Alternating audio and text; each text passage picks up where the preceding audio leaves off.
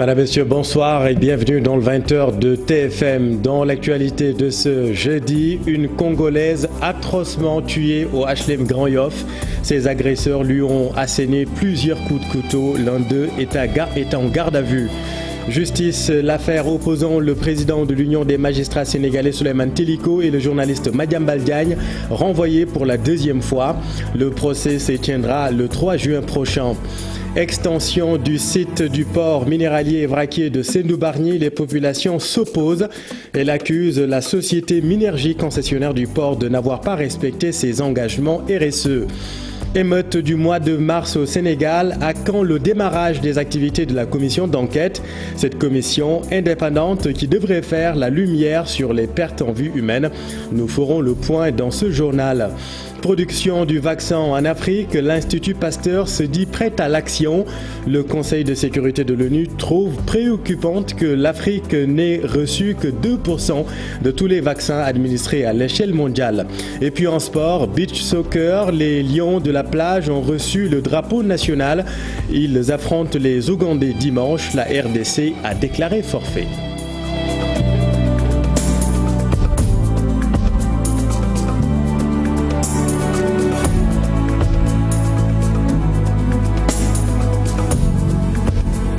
D'abord, ce drame, cette ressortissante de la RDC a été mortellement agressée hier. Elle a reçu plusieurs coups de couteau. Les faits se sont déroulés à hauteur du collège Hyacinthe Thiandoum aux HLM Grand Yoff. La victime, âgée de 28 ans, était étudiante en 4e année en banque et assistance à l'école supérieure polytechnique de l'UCAD et elle devrait soutenir sa thèse ce samedi. L'un des agresseurs actuellement en garde à vue aurait été poursuivi et maîtrisé par un taximan. À la une également, dans la commune de Diamniadio, les 21 personnes arrêtées suite aux manifestations survenues le week-end dernier sont déférées au parquet. Ce matin, les populations dénoncent encore les conditions de leur arrestation. La mandataire des habitants exige l'arrêt des constructions de logements par l'entreprise Pecoc.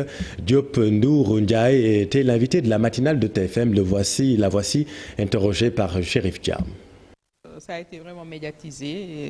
Ils sont allés vraiment très fort pour interpeller les garçons. Et là, actuellement, ils vont être déférés aujourd'hui au parquet.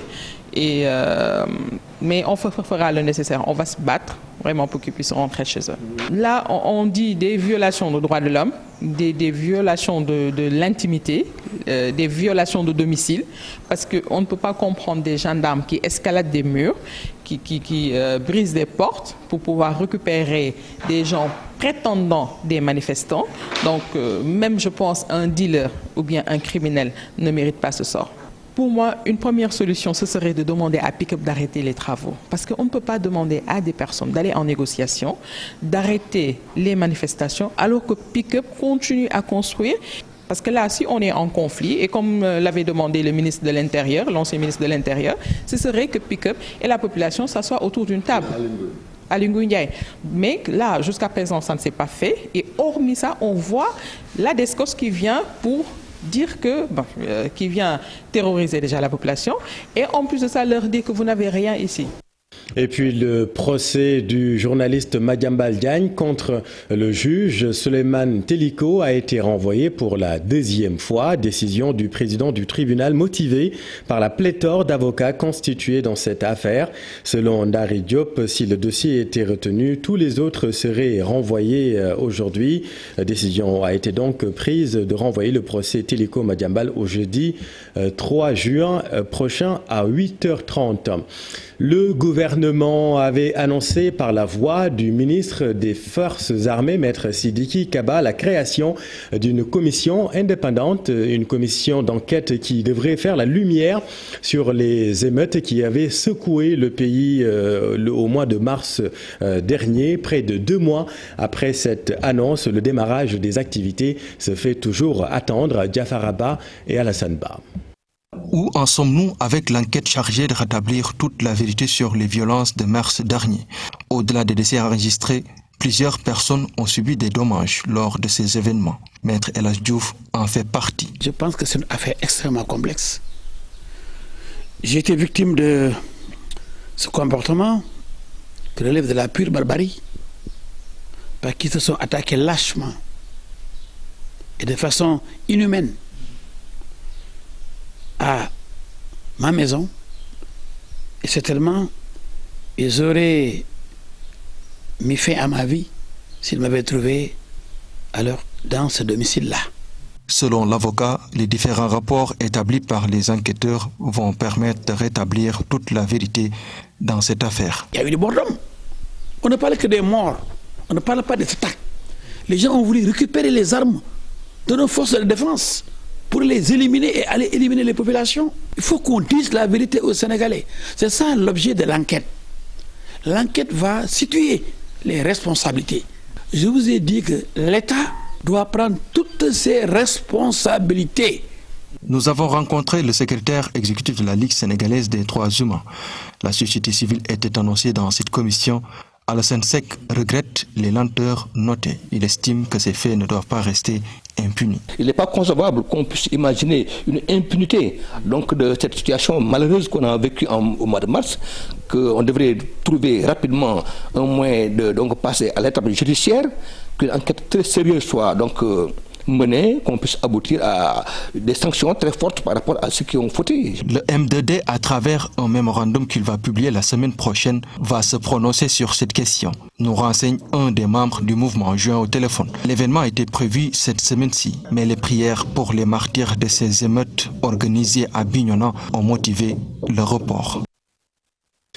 À l'occasion de la 6e semaine nationale de la sécurité routière des Nations Unies qui est célébrée du 17 au 23 mai 2021, l'OMS attire l'attention de tous à œuvrer ensemble en vue de rendre nos routes plus sûres. Au Sénégal, on estime à environ 3000 morts le nombre de personnes tuées sur nos routes entre 2017 et 2020. Et l'année dernière, malgré les mesures restrictives dans les transports liées à la lutte contre la propagation du Covid-19, près de 877 décès, soit plus de 70 décès par mois ont été dénombrés contre 745 en 2019. Une annonce faite lors d'un atelier de partage et de plaidoyer du projet Lutter contre l'insécurité routière sous toutes ses formes au Sénégal et au Burkina Faso. Écoutons là-dessus la professeure Adjaratou Ouahadiagne. Elle est la directrice de l'ONG Partners West Africa. Elle est interrogée par notre équipe à Mbour.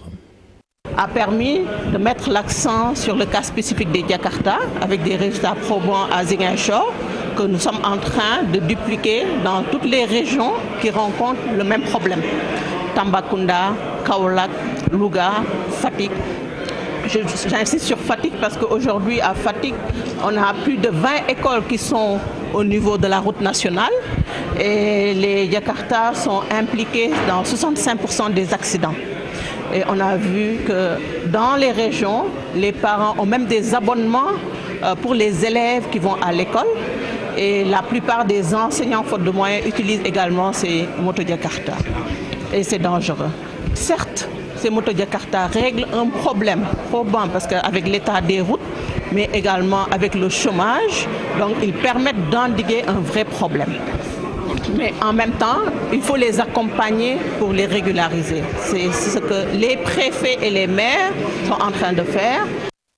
Et parmi les routes les plus accidentogènes à Dakar, celle de Yarar, une ligne très prisée par les gros porteurs. Les usagers fustigent l'étroitesse de cette voie. C'est un sujet réalisé par Marjeng et Habib Faye. Yarar souffre. Les accidents de la circulation se multiplient entre les deux autoponts construits pour la fluidité du transport. Les camions ne cessent de faire des ravages. Conséquence des pertes en vie humaine. J'ai perdu mes frères et sœurs dans ces accidents. C'est horrible de les voir mourir de cette manière. L'étroitesse de la route, les nombreux camions qui passent par jour, de respect du code de la route, tant de choses, on ne peut pas tout dire. Les comportements à risque comme la vitesse entre autres sont à bannir sur cet axe devenu accidentogène. C'est au gouvernement de prendre sa responsabilité pour éradiquer les accidents de la route. C'est aux gens de faire leur mea culpa. Ils doivent changer leur comportement. Les routes sont bien construites, donc ils doivent s'entraider sur la route. Pour éviter des désastres sur la route, les usagers dressent un cahier de solutions.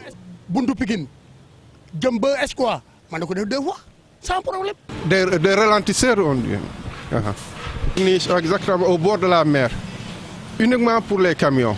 Pour éviter des désastres sur la route, les usagers dressent un cahier de solutions. Sur cette principale voie des camions, plusieurs morts et blessés sont dénombrés ces derniers temps. Des accidents qui affectent sérieusement la circulation, déjà confrontée à d'énormes embouteillages.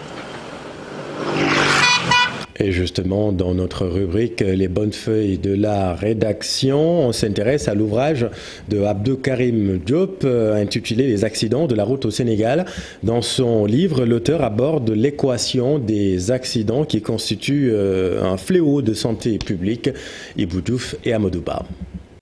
Cet expert en transport routier jette un regard sur les accidents de la circulation, un ouvrage sur le thème de l'accidentologie routière sur l'ensemble du territoire national. Les derniers chiffres donnés par la Brigade nationale des sapeurs-pompiers pour l'année 2020, c'est 877 morts. Donc 877 morts, c'est quasiment 3 morts par jour.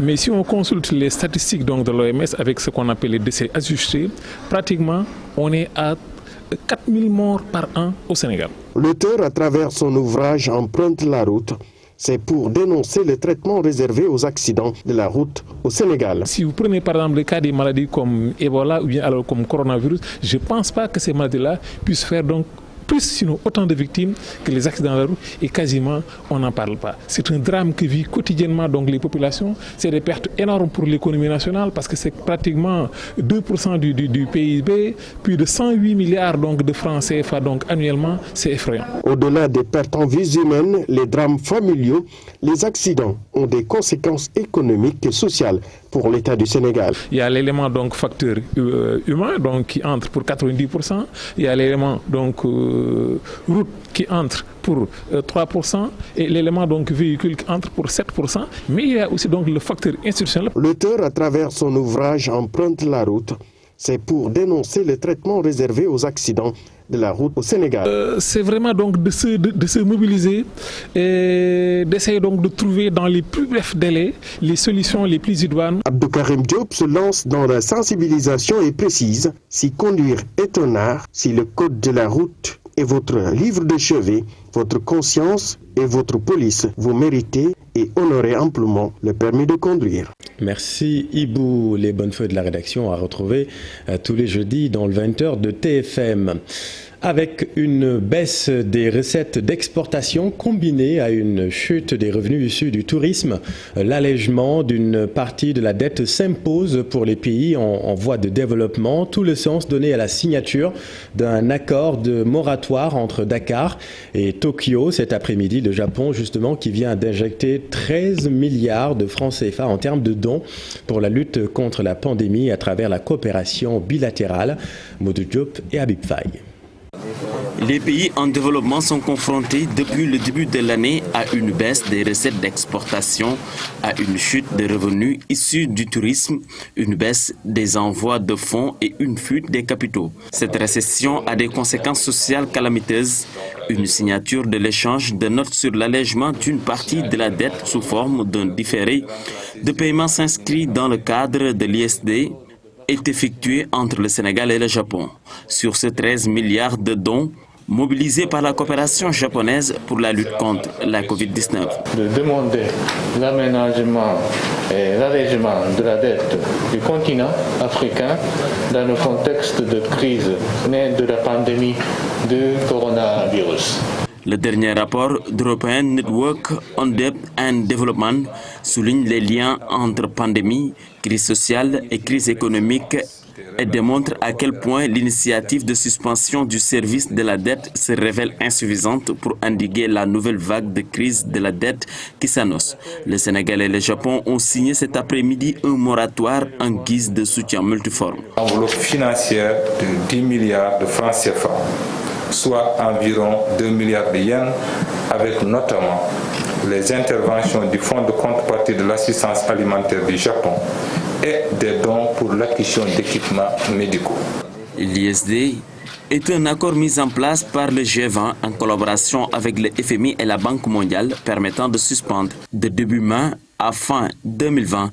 La participation à l'ISD pouvait potentiellement être demandée par 77 pays parmi les plus pauvres de la planète, à savoir ceux appartenant à la catégorie des pays les moins avancés.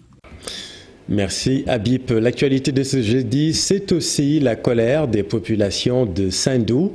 Elles accusent la société Minergie, concessionnaire du port de Bargny, de n'avoir pas respecté ses engagements RSE. Les populations dénoncent également l'extension de 250 mètres du site réclamé par la société Minergie. Ahmadou Bambassamb et Abdou Diouf Diagne. Sindou doit encore céder 250 mètres de son foncier. C'est pour permettre aux constructeurs du port d'ériger un périmètre de sécurité. Ce souhait émis lors de la réunion entre le ministre des Pêches et les acteurs impliqués dans ce projet est rejeté par les populations après concertation. Le point le plus sensible, c'est le point de l'extension de 250 mètres. Parce que eux, ils veulent délocaliser les populations. Ce que les populations refusent catégoriquement, parce qu'il n'y a pas de discussion, il n'y a pas de dialogue, il n'y a pas de rencontre avec les populations. Et ça, c'est la faute du promoteur.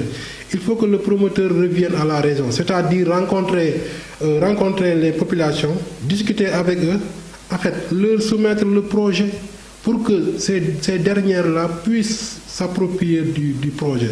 La municipalité accuse le promoteur de non-respect des engagements, un préalable d'ailleurs pour laisser le port finir ses activités en toute quiétude. On arrivera même à empêcher la continuité des travaux. Non, il n'a jamais respecté ses engagements. La preuve, tout ce qu'il avait dit devant le Premier ministre, si le Premier ministre était toujours là, il va être déçu parce que rien n'a été fait. Il n'a fait que l'école élémentaire qui est en chantier depuis 2018. Et le poste de santé, ça n'existe plus. Et nous l'exigeons. En tout cas, de son ressort, rien n'est fait. Donc, et que ça ne peut pas durer comme ça. La bonne nouvelle est que les impactés vont commencer à percevoir leurs indemnisations. Merci Abdou, et à préciser que l'un des responsables de la société Minergie assure que l'extension de 250 mètres concerne un périmètre de sécurité validé avec l'État du Sénégal. Concernant les engagements RSE, l'entreprise confirme qu'elle respectera tous ses engagements. L'ingénieur Serigne Bassirou Diagne s'est exprimé ce midi sur la radio de toute l'actualité RFM. L'accès à la terre, encore une difficulté pour les femmes rurales. Pourtant, elles représentent 70% de la population agricole rurale. Seulement 13% détiennent des terres. C'est une étude de l'initiative Prospective agricole et rurale. L'IPAR a tenu une rencontre de partage en collaboration avec le HCCT sur la promotion d'une gouvernance foncière inclusive. Tierno Laurent Mendy et Mamay Mounadjaï. Les résultats de ce projet sont effrayants, ce qui prouve que l'autonomisation des femmes à l'accès à la terre reste un combat. Les femmes représentent 70% de la population agricole rurale, mais elles ne détiennent même pas 13% des terres. Et si on prend les femmes qui ont des papiers individuels sur leurs terres, c'est autour de 2%. Et si on va dans la vallée, par exemple, et notamment dans le delta, il y a à peine 1% des terres qui sont allouées aux femmes. Donc pour vous dire que l'accès des femmes demeure quand même un problème. Un constat qui nécessite une meilleure gouvernance foncière pour corriger les manquements. Aujourd'hui, aucune femme ne voudrait qu'on l'indique comme quoi que c'est elle qui a demandé les terres d'une autre famille. Donc c'est pourquoi les femmes n'avaient pas tendance à demander des terres.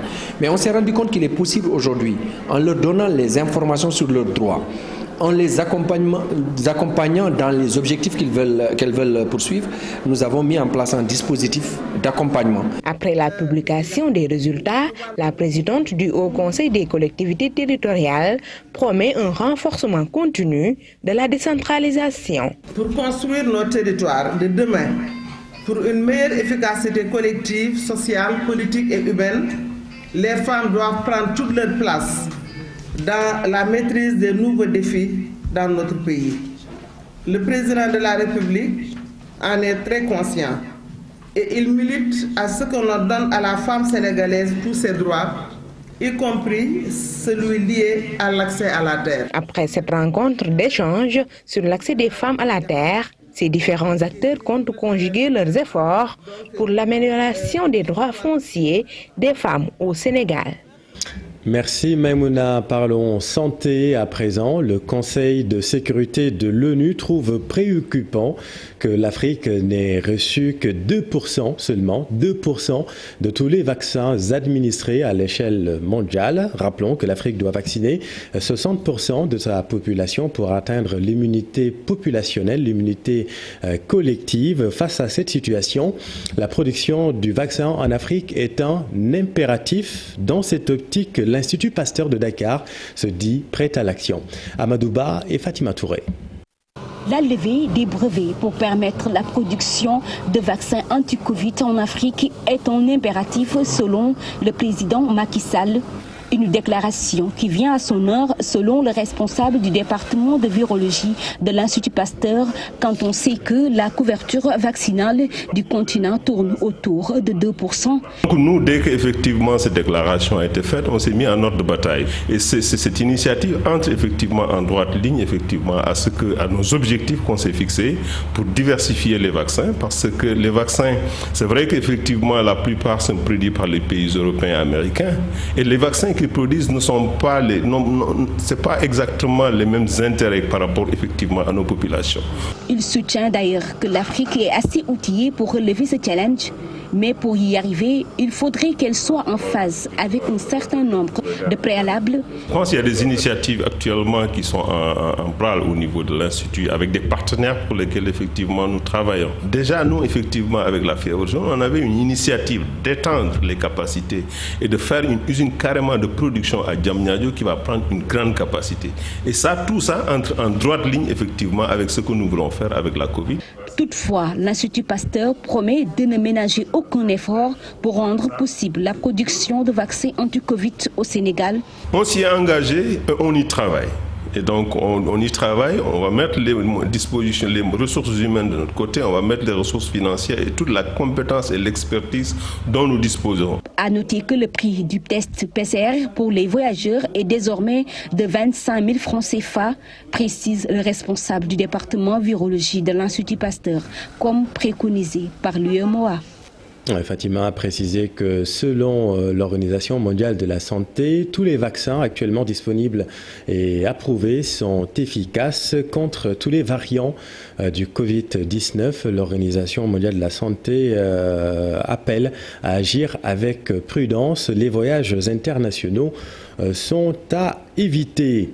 Ce 20 mai marque la journée mondiale de la métrologie mesurée pour la santé. C'est le thème retenu cette année. À cette occasion, le service de la métrologie annonce l'acquisition d'un camion d'une valeur de 174 millions de francs CFA pour faciliter le contrôle des surcharges à l'essieu et coups de projecteur sur le métier de métrologue.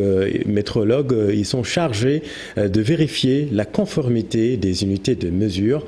Ababacar Kamara et Aminata Mbaresso au reportage. C'est une visite guidée à la direction de la métrologie. Dans les locaux, tout un arsenal. Ce que vous voyez devant vous, ce sont on appelle les jauges étalons, donc qui permettent de vérifier les pompes à carburant, donc au niveau des stations d'essence. Là, vous avez un MT30 qui est un instrument de dernière génération qui permet de vérifier le compteur d'électricité, la conformité des compteurs d'électricité au niveau des maisons. Produits destinés à la consommation, compteurs d'électricité, compteurs de stations de pompage, entre autres. La direction de la métrologie a droit de regard sur la conformité des poids. C'est nous qui sommes chargés donc, du contrôle des produits préemballés, notamment les produits liquides, comme les boissons, les jus de fruits, voir si exactement le fabricant qui déclare 1 litre vend au consommateur réellement 1 litre. Un éthylotest donc qui permet aux gendarmes et aux policiers de mesurer le taux d'alcool contenu dans le sang des conducteurs. Ça, c'est une balance de contrôle de préemballés, de produits préemballés. C'est avec cette balance et le thermodensimètre que nous contrôlons, par exemple, les boissons qui sont vendues au Sénégal. Des contrôles sont annuellement menés dans des lieux de commerce ou dans des sociétés nationales et très souvent, des anticonformistes sont épinglés. Pour l'eau, on a constaté qu'effectivement, qu'il y a des compteurs qui ne sont pas conformes, ou bien des compteurs qui ont été installés qui dérivent. Puis au niveau des marchés, nous constatons que les balances souvent ne sont pas conformes. C'est des balances chinoises.